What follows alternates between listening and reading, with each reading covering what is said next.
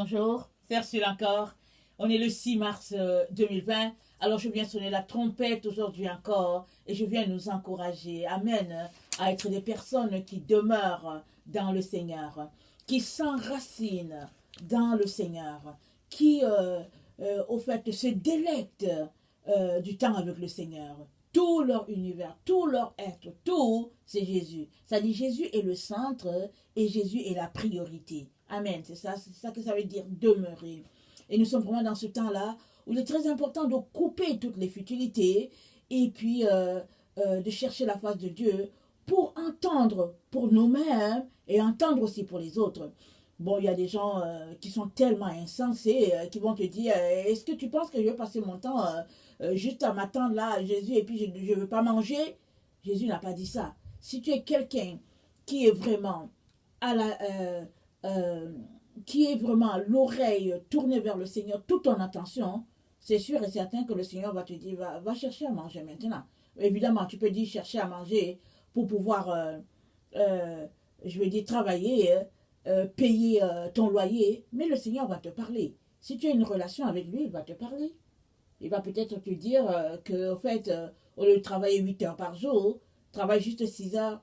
Et lui, il va savoir comment il va combler. Et pendant que tu travailles 6 heures, les 2 heures qu'il prend par jour, c'est pour développer ta relation avec lui. Amen. Nous ne sommes plus dans les temps où il faut courir après un certain prestige. Déjà, même que dans la vie, le Seigneur nous a demandé de laisser toutes ces choses-là. Amen. Et maintenant que nous sommes proches de ces moments-là, encore, il est encore très très important de quitter tout ce qu'on considère comme important, tout ce qu'on considère comme nôtre, tout ce qu'on considère comme valeur. Alors, c'est un peu ça. Mais malheureusement, on continue de perdre le temps dans le culte de sa personne, dans aller acheter les choses de par-ci, par-là, et puis on se définit à partir de ce que nous avons, ou bien à partir de qui nous sommes dans la société. Mais devant Jésus, tout ça, c'est rien. Tout ça, c'est zéro. Je suis désolée de te le dire. Tout ça, c'est zéro. Ce qui compte, c'est ton âme. Jésus dit, à quoi servira-t-il à un homme de gagner le monde entier s'il perdait son âme? Alors, je viens t'encourager à t'assurer que ton âme est vivante devant le Seigneur. Si elle ne l'est pas, alors tout ce que tu fais, c'est caduque. Parce qu'une fois que tu quittes ton corps, c'est fini pour toi. Or, Dieu veut que ton âme puisse vivre éternellement devant lui. À partir de ce moment-là, tu t'arrêtes et tu considères tout ce que tu es en train de faire. Alors, je disais que le Seigneur m'a donné le chiffre. Hein, et quand il me l'a donné, je suis allée voir et ça a confirmé Luc 21, le verset 21, à savoir vivre dans des tentes. Amen. Alors, quand le Seigneur donne un message, il y a toujours un temps, un moment. Amen. Où ce message-là prend effet. Mais il le donne. Alors, pour quiconque prend le message et court avec le message, le Seigneur apporte plus de clarté. Mais si tu écoutes le message et que tu dis c'est du n'importe quoi, ben c'est ça, ça aura été du n'importe quoi pour toi. Amen. Mais si tu le prends et que tu dis ok, le Seigneur a donné ce message, qu'est-ce qu'il veut dire? Est-ce que Seigneur, ce message s'applique à moi? Est-ce que tu veux me dire quelque chose par rapport à ça? Ça, c'est déjà un élément. Le deuxième élément, c'est Seigneur, qu'est-ce que je fais? Est-ce que ça prend effet? Ou bien, est-ce qu'il y a encore un temps? Amen. Alors, c'est comme ça qu'on doit se comporter quand on pense que Dieu a donné. Mais si on pense aussi que, bon, ça ne vient pas de Dieu, c'est correct. Parce que la Bible dit d'examiner toutes choses. Amen. Alors, c'est à chacun d'examiner. Et si tu examines, tu vois que ça vient de Dieu, alors tu auras la foi pour aller dans le sens que Dieu veut pour toi. Si tu le prends, tu le jettes, ben voilà, au moins Dieu a un témoin qu'il a donné le message à son peuple. Amen. Il est donc important de s'arrêter dans tout ce que l'Éternel Dieu dit. Amen. Alors, on va lire Luc 21, le verset 21.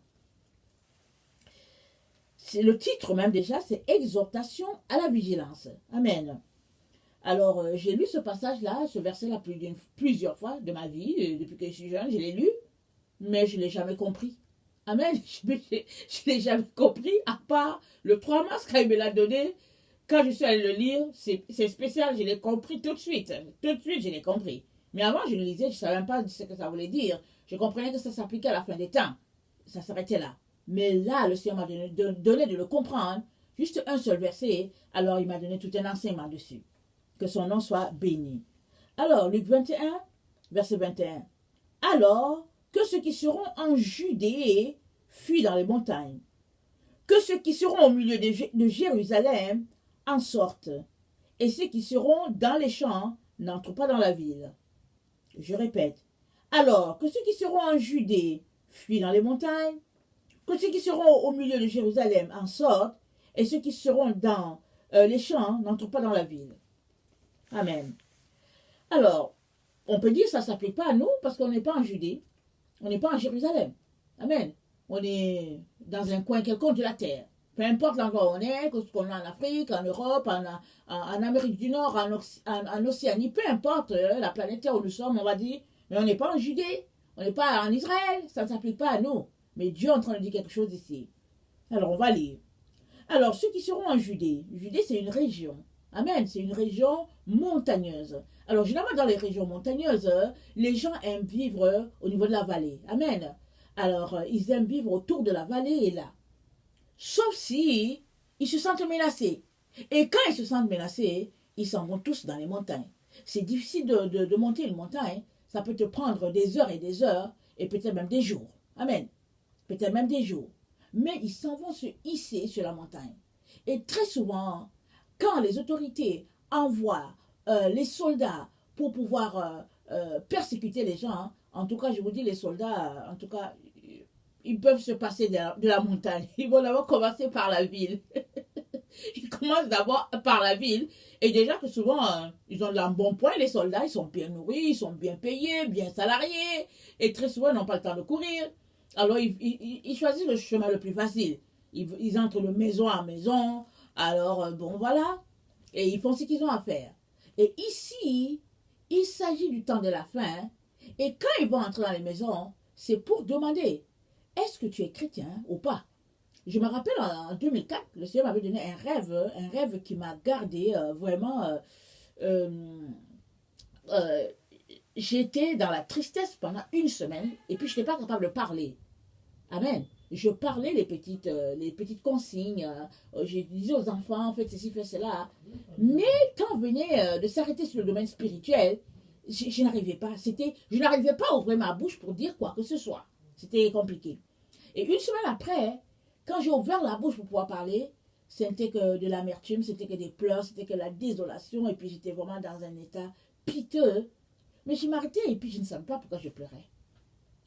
J'étais là, je me disais, mais c'est quoi l'ampleur de la chose? Parce que souvent, l'Esprit de Dieu pleure en nous, ou bien l'Esprit de Dieu rit en nous, et on ne sait pas pourquoi on rit. Et ça m'arrive, pas fréquemment, ça m'arrive souvent, ou bien de temps en temps, d'être en contact avec une personne et de me mettre à pleurer.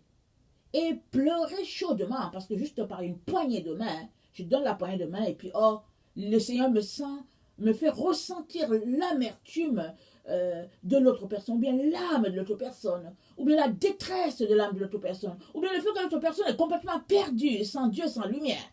Amen. Et ça m'arrive. Et puis je m'arrête, à partir de ce moment, je dis, bon, ok, tiens, moi, je n'ai pas prévu de pleurer. Alors là, je pleure, alors Seigneur, qu'est-ce que tu es en train de me dire? Amen. Alors c'est ça qui est un peu arrivé. Alors, dans ce rêve-là, hein, les soldats...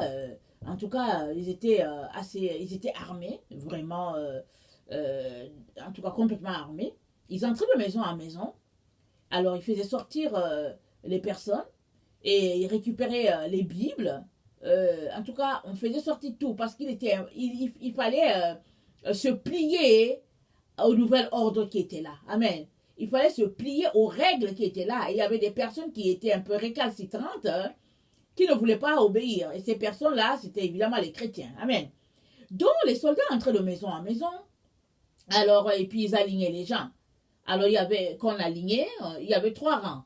Il y avait le rang pour les chrétiens. Il y avait le rang pour ceux qui n'étaient pas du tout chrétiens. Et évidemment, il y avait le rang pour ceux qui voulaient mourir pour Jésus. Et dans le rang, pour ceux qui voulaient mourir pour Jésus, il n'y avait pas grand monde. Il n'y avait pas grand monde. C'était vraiment presque désert. Dans le rang de chrétiens, c'était, en tout cas, c'était plein. Parce que quand même, je suis dans un pays où les gens sont supposés être chrétiens. Et dans le rang où les gens n'étaient pas chrétiens, c'était très, très, très long. Parce que quand on n'est pas chrétien, on a une sécurité. Et puis, bon, on nous laissait aller. Amen. On nous laissait aller. Et aussi, les gens qui étaient chrétiens, hein, en tout cas, on les laissait aller aussi. Les autres qui disaient qu'ils étaient prêts à mourir pour Jésus, on les tuait. On leur coupait la tête. Amen. Et c'était un peu ça ce qui se passait dans cette ville-là, la ville où j'étais, et c'était dans un rêve. Et quand je suis sortie de mon rêve, et puis que j'ai repris un peu mes états, comme on dit, alors le Seigneur m'a dit, Ursule, ça va arriver. Ça va arriver à l'endroit où tu es, ça va arriver sur toute la terre. Où mes enfants seront tellement persécutés. Où les corps vont joncher les rues. Mais tous ceux-là qui cherchent ma face, qui, au fait, me mettent en priorité dans leur vie, tous ceux-là, je les mettrai en sécurité à temps, afin qu'ils échappent à toutes ces choses-là qui sont sur le point d'arriver. Amen. Et le Seigneur nous dit donc, dans ce verset-là, il dit que ceux qui seront en Judée fuient dans les montagnes. Alors, dans la Judée, c'est une zone montagneuse. Alors, quand on a toujours les montagnes autour de soi, on aime vivre au niveau de la plaine. C'est plus facile, aller chercher de l'eau, aller au marché, c'est plus facile. Mais quand on se sent menacé, on va sur les montagnes. Alors, les gens qui sont autour des montagnes, c'est ça qui arrive. Ils se disent, bon, ok, de toutes les manières, il paraît que c'est le sang de l'autre côté. Alors, on va aller se réfugier sur la montagne. Ils commencent à monter, à grimper leur montagne en pleine nuit. Quand les gens dorment, eux, ils sont en train de marcher, ils montent leur montagne. Amen. Alors, Jésus donne le conseil. Il dit, excusez-moi de rire, il dit d'aller sur les montagnes. Alors, il dit que ceux qui seront au milieu de Jérusalem en sortent. Jérusalem, c'est la ville, c'était la capitale. Et tout se passait là-bas. C'est le lieu où les gens allaient adorer. Et quand il y avait les fêtes, les gens marchaient toujours en direction de Jérusalem parce que c'est là-bas qu'ils allaient adorer. Donc vraiment, l'activité était là-bas. Et Jésus dit, sortez de Jérusalem parce que vous serez pris là-bas. Amen. L'activité se passant là-bas, alors c'est là-bas que l'action va se passer. Amen. Ce sera vraiment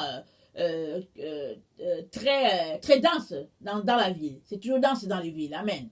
Parce que de notre temps, c'est là qu'il y a la télévision, c'est là où il y a toutes sortes, il y a les caméras dans les campagnes, c'est pas si intéressant. Souvent, le temps que les gens arrivent dans les campagnes, en fait, on a tué tout le monde dans les villes, et puis c'est désert, il n'y a que les animaux là-bas, il n'y a que les chiens qui rôdent par-ci, par-là, et puis ils vont dire, bon, ok, dans la ville, tant il n'y a plus d'habitants, et qu'est-ce qu'on fait? Alors, l'ordre leur sera donné d'aller du côté de la montagne. Et généralement, hein, s'ils vont du côté de la montagne, les gens de la montagne auront eu le temps de placer des embuscades, et le temps que les autres arrivent, ben voilà, c'est une stratégie de guerre. Amen. C'est ça que le Seigneur dit à ses enfants. Amen. Alors, et ceux qui seront dans les champs n'entrent pas dans la ville. Amen. Qu'est-ce qu'il est en train de dire? Généralement, même si tu travailles en ville et que tu es un fermier ou un laboureur, tu t'en vas au travail.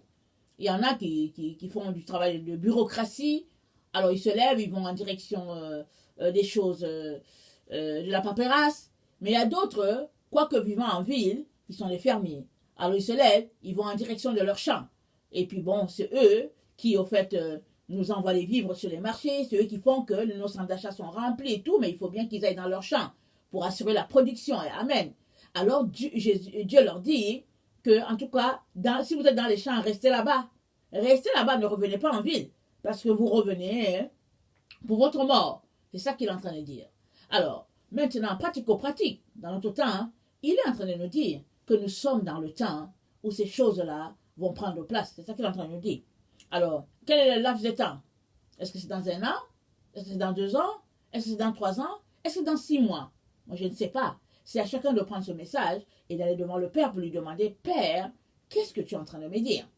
Il y a certaines personnes, telles que décrites dans Apocalypse 6, hein, quand on a ouvert le 5e sceau, il y avait l'âme de plusieurs personnes qui étaient là. On leur a donné des vêtements blancs pour qu'ils attendent. Ils ont dit, mais jusqu'à quand? Parce que c'est des personnes qui sont mortes martyrs.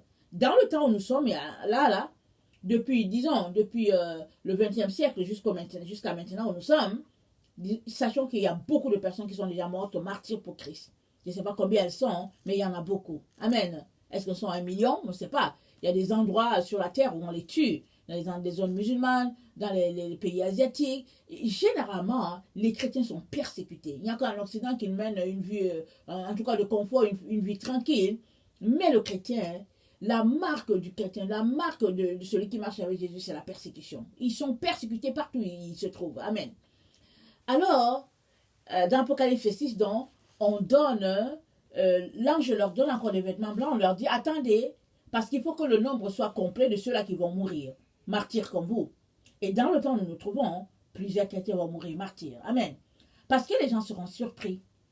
Ils seront surpris et certains auront la réaction de dire non, non, non, moi, vous pouvez me tuer. Je suis pour Christ. Parce que ce sera des gens, au fait, qui aiment le Seigneur, qui se préparaient, mais qui ne réalisaient pas que c'était si proche. Ils vont mourir martyrs. Il y a d'autres qui vont s'échapper. Comment? Parce que quand le couteau sera là à leur cou, ils vont dire non, non, non, je renonce à Christ. Ils vont renoncer à Christ. Ils vont dire non. Malheureusement, à leur fin, ce sera la mort éternelle. Parce que Jésus a dit, si tu me renies devant les hommes, je te réunirai devant mon Père qui est dans les cieux. Amen. Et il y a d'autres encore qui vont échapper. Et c'est à eux là que Jésus est en train de parler. Jésus dit, il dit à tout le monde, il propose à tout le monde d'échapper. Parce qu'il veut que nous échappions. Et il y a d'autres qui vont échapper. Ils vont échapper comment? Parce qu'ils sont tellement alertes, tellement connectés, tellement en train de chercher la face de Dieu, que le Seigneur va leur dire, vous partez. Mais vous devez comprendre une chose. Généralement, quand on parle d'échapper, c'est un peu le style de filer à l'anglaise. C'est partir discrètement. Alors, quand Dieu parle d'échapper, ne t'attends pas à ce qu'il te dise de partir avec une grosse vallée sur la tête, avec, je ne sais pas, toute ta maison sur la tête. Généralement, quand vient le moment de partir, que Dieu te dit de partir, tu vas juste prendre le nécessaire et puis bon, tu vas t'en aller. Rappelons-nous, dans le temps de l'apartheid, tous ces Occidentaux-là qui étaient là, qui travaillaient, qui voulaient un peu aider la communauté sud-africaine noire à s'en sortir, à un moment donné, ils étaient surveillés et puis bon, certains réussissaient à fuir hein, discrètement dans la nuit et ils réussissaient à s'échapper pour leur vie. Amen. Et quand ils partaient, c'était à peine s'ils avaient, ils prenaient un ou deux vêtements et puis bon, ils s'en allaient discrètement. Amen. Et puis aussi au temps des nazis, quand Hitler tuait les gens, ils s'échappaient vers les montagnes. Mais quand ils partaient, quand tu t'échappes là, quand tu pars là, tu n'as pas beaucoup d'habits sur toi. Souvent, oui, tu peux avoir plein d'habits, tu les portes. Tu peux porter 3-4 manteaux, mais le problème est qu'à un moment donné, si tu as un manteau, si tu as un manteau de fourrure, ou bien un manteau de duvet, à un moment donné, tu n'es plus capable de te supporter, tu vas commencer à te démanger parce que tellement c'est chaud. Mais on porte beaucoup de vêtements. Pourquoi? C'est pour pouvoir avoir certains vêtements sur soi, pouvoir s'échanger. Parce que quand il est question de survie, on ne pense plus à certaines choses. On veut juste sauver sa vie et son âme. Et à certaines personnes, Dieu dira, sauve ton âme parce que j'ai besoin de toi. J'ai encore besoin de toi. Alors il va envoyer son ange devant toi pour te diriger, pour te conduire. Il est donc important que tu demandes au Seigneur, qu'est-ce qu'il est en train de te dire par rapport à ce verset-là? Il y a des gens qui ne pourront jamais s'en aller. Vous savez pourquoi? Ils sont attachés à leur maison. Ils sont attachés à leur voiture. Ils sont attachés à leur promotion. Ils sont attachés à leur diplôme. Ils sont attachés à leur bien-être. Alors quand ils se regardent, ils se disent non, je suis proche de l'ascension d'un poste à tel endroit. Et quand ils se regardent, ils se disent que juste après eux, ils se disent que bon, au-dessus d'eux, il y a Dieu. Et puis juste après eux, il n'y a personne. Ils sont eux-mêmes là, remplis. Ils ne vont pas s'échapper. Parce qu'ils sont remplis d'eux. Moi. C'est pourquoi la Bible dit, Dieu résiste aux orgueilleux, mais il fait grâce aux humbles. Alors les humbles, ils sont là, ils passent en catimini, tranquille, et vraiment, on les insulte et tout, mais eux, en tout cas, Dieu leur donne d'échapper, parce qu'ils voient leur cœur. La Bible dit, qui montera à la montagne de l'Éternel? Celui-là qui a le cœur pur, c'est ça que ça répond. Alors, avoir le cœur pur, c'est quoi? C'est donner toute sa personne à Dieu et de dépendre totalement de lui. Parce que nous savons tous que nous sommes des pécheurs. Malgré tous nos efforts pour ne pas pécher, il arrive quand même qu'on pêche. On est des êtres pleins de péchés. Mais avoir le cœur pur, c'est de venir devant Dieu pour dire, Seigneur, je dépends de toi. Ma vie n'est rien si ce n'est pas toi. Et Dieu qualifie ces gens-là qu'ils ont le cœur pur. Et il dit, ils monteront à la montagne de l'Éternel. C'est-à-dire que Dieu les aidera. D'abord, il y a la montagne qui est la montagne physique. Et si cette montagne n'est pas là où tu es, comme la montagne de l'Éternel, c'est Sion, c'est la montagne de Sion. Mais si ce n'est pas là où tu es, la montagne de l'Éternel, c'est le lieu d'ascension, dans la présence divine. Et ça dépend de ta relation avec le Seigneur. Ça dépend de la place que tu accordes à ton Seigneur, à la divinité, Dieu le Père, Dieu le Fils, et le Saint-Esprit qui est là nous dirigeant, nous guidant, nous conduisant dans toute la vérité. Amen. Ça, c'est très important. Amen. On est souvent pris. On veut avoir une belle télévision. Hein. Alors, avec tel écran, on veut changer. Quand les gens arrivent chez soi, les gens disent waouh, waouh, tu as vu la maison de tel. Ou bien quand ils arrivent, ils se disent waouh, est-ce que tu as vu ceci? Mais vous savez quoi? Tout ça, ce n'est que futilité.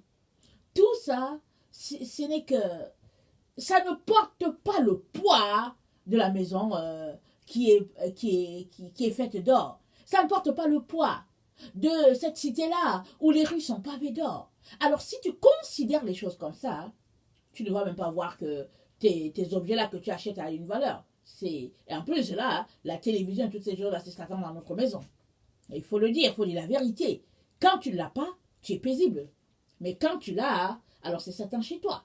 Comme les tablettes, Internet. Toi, tu éduques tes enfants. Et pendant que tu vas te coucher, alors la télévision éduque tes enfants à ton insu. Quand ils sont petits, ça va, tu peux les contrôler. Mais quand ils ont déjà leur chambre et que toi, tu dors peut-être à l'étage et puis eux, ils sont par exemple au sous-sol ou bien au rez-de-chaussée, comment tu vas faire pour voir s'ils sont en train de dormir ou pas?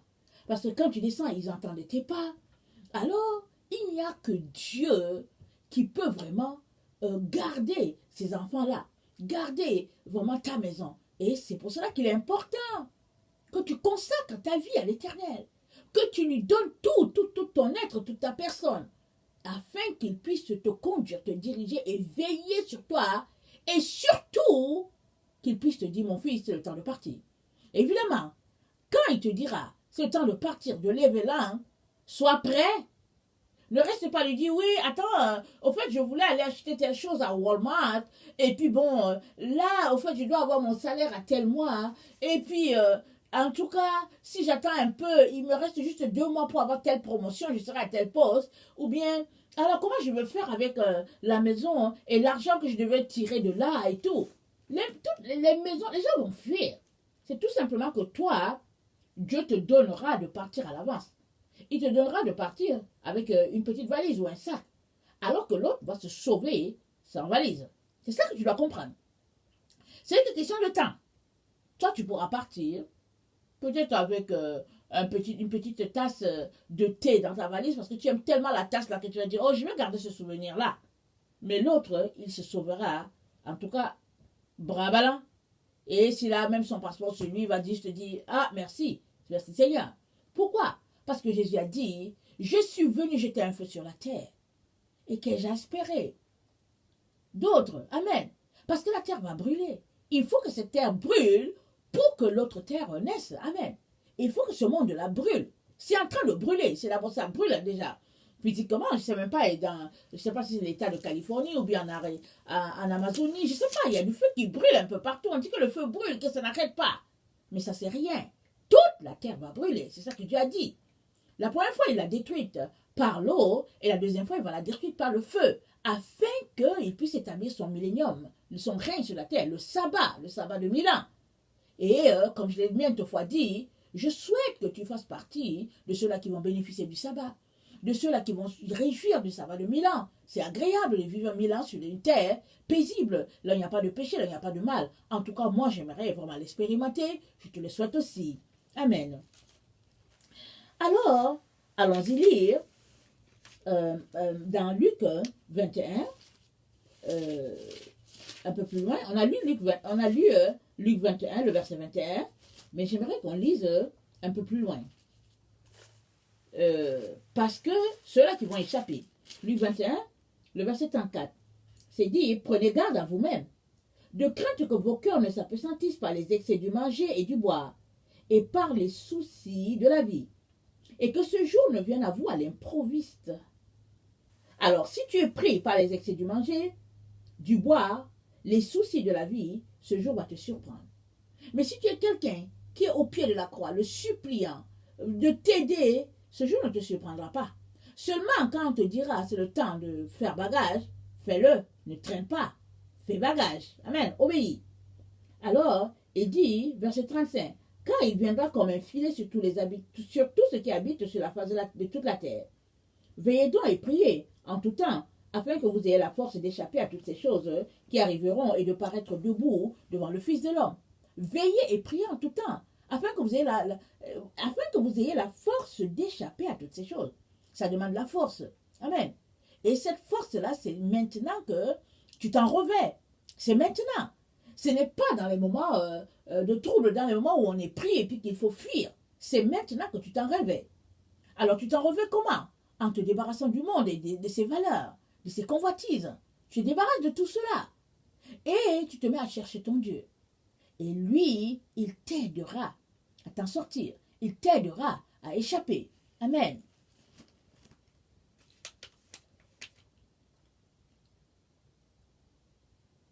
Alors, 2 Thessaloniciens 2, le verset 1 à 10. 2 Thessaloniciens 2, le verset 1 à 10.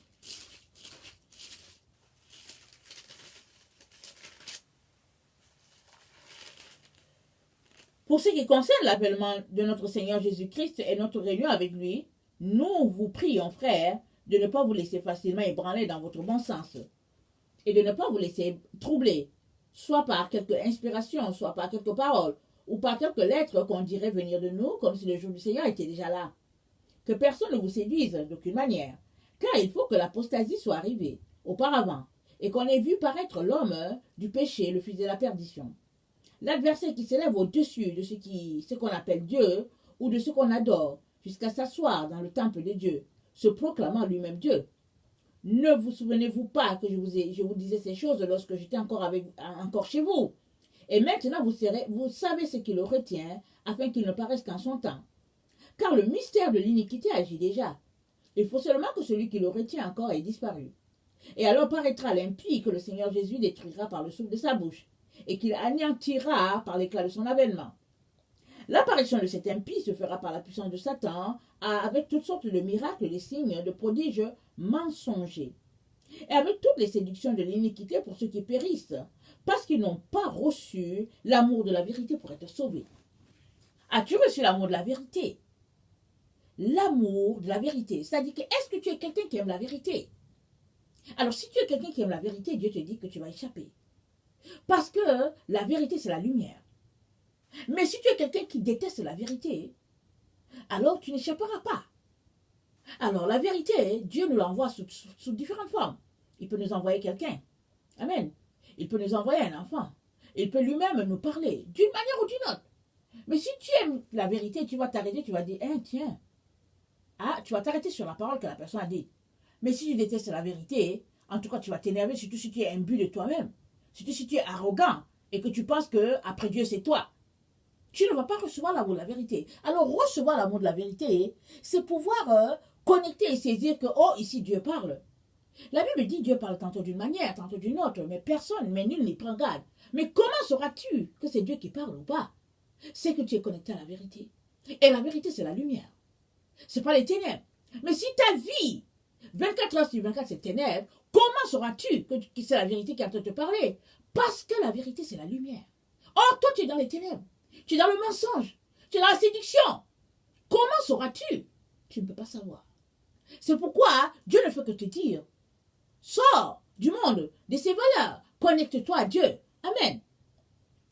Alors, la Bible nous dit, dans Ésaïe 59, le verset 14, le verset 8, Ésaïe 59, attendez.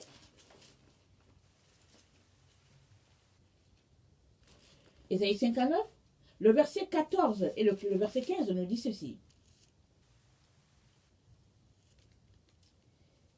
Et la délivrance s'est retirée, et le salut se tient éloigné, car la vérité trébuche sur la place publique, et la droiture ne peut approcher. La vérité a disparu, celui qui s'éloigne du mal est dépouillé. Voilà un peu le temps dans lequel nous sommes. Et la délivrance s'est retirée. Et le salut se tient éloigné. Car la vérité trébuche dans la place publique. Et la droiture ne peut approcher. La vérité a disparu. Et celui qui s'éloigne du mal est dépouillé. Voilà notre temps. Voilà notre temps. Mais si tu es quelqu'un qui a reçu l'amour de la vérité, c'est sûr qu'il s'agit ici de Jésus. Mais Jésus, c'est quoi?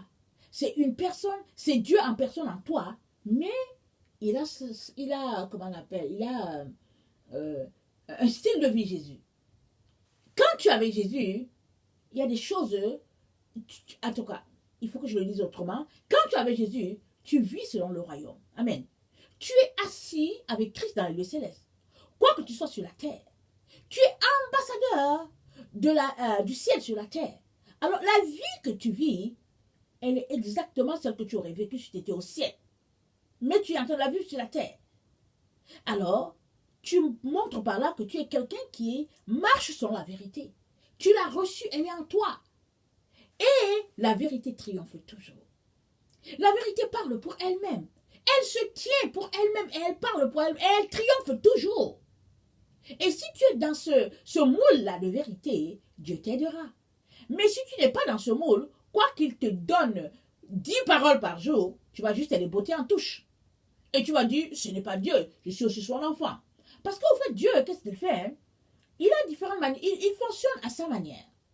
Souvent, tu peux t'arrêter pour dire, Seigneur, mais pourquoi tu ne me parles pas à telle personne et puis tu ne me parles pas directement? Moi, il m'est arrivé plusieurs fois. Avant, quand j'étais encore jeune, il y a des choses que je ne comprenais pas. Mais Dieu m'a parlé plus d'une fois par plusieurs personnes, des personnes différentes. Plusieurs fois. Et c'est quand j'ai grandi, des années plus tard, que je me suis rendu compte que quand il te donne une parole pour quelqu'un, il est en train de te dire, prie pour la personne. Quand il libère une parole pour quelqu'un à travers ta bouche, tu es responsable de donner la parole, mais aussi, tu es en train de prier pour la personne. C'est ça qu'il te demande aussi. Et aussi, ça veut dire que tu es un messager. Amen. Et aussi, ça veut dire que tes yeux sont ouverts. Tu es allumé. Alors, Dieu veut que tu puisses aider l'autre aussi à être allumé. C'est de la contagion. Amen. Alors, il est donc important que tu marches selon la vérité et que tu te tiennes pour elle et que tu réclames vraiment qu'elle puisse faire marche avec toi. Et ce n'est que comme ça que tu pourras t'en sortir. Amen. Alors, je vais faire une seconde vidéo parce que je n'ai pas fini ce que je voulais dire par rapport à ce petit message du Seigneur. Et nous sommes dans le temps où la puissance d'égarement est en train de s'exercer grandement. On a lu dans 2 Thessaloniciens, il a dit il faut d'abord que l'apostasie arrive. Mais quand il a donné cette parole, c'était au 1er siècle. Et le monde a eu le temps de marcher. On est rendu au 21e siècle. Et on est vraiment dans le temps où on voit les apostates partout. L'apostasie bat son plein. Ce n'est pas parce qu'une personne prêche la parole qu'il n'est pas apostate. Parce que l'apostasie, c'est de demeurer dans la doctrine de Christ. La vraie doctrine. Ce n'est pas de corrompre le message de Christ pour satisfaire nos oreilles ou bien pour satisfaire notre style de vie. Parce que c'est là que nous sommes. C'est à cela que la Odyssée se prête. Mais l'apostasie, c'est tous ceux-là qui continuent de servir le Seigneur, mais ne pas le servir selon son fondement, selon sa base. C'est des chrétiens apostates. Alors il faut que tu t'arrêtes, que tu te poses la question à savoir si tu es apostate ou pas. Parce que l'apostasie, ça n'a rien à voir. Parce qu'il y a des gens qui pensent que les autres sont apostates parce qu'ils ne vont plus à l'église. Mais non, il y a plein de chrétiens qui sont chez eux et puis qui cherchent le Seigneur et puis qui ont une relation avec le Seigneur. Et même vient le temps où les vrais enfants de Dieu n'iront plus dans l'église. Parce que c'est l'antichrist qu'on va adorer là. Et nous sommes dans ce temps-là. Dans quelque temps. Dans nos églises, c'est l'antichrist qu'on va adorer. Il est donc important qu'on puisse aimer la vérité. Parce que Dieu nous aidera à échapper. Que le Seigneur bénisse sa parole. Je vous aime beaucoup et Dieu davantage. Je vous reprends à l'autre vidéo. Ça y est, béni. Maranatha. Merci.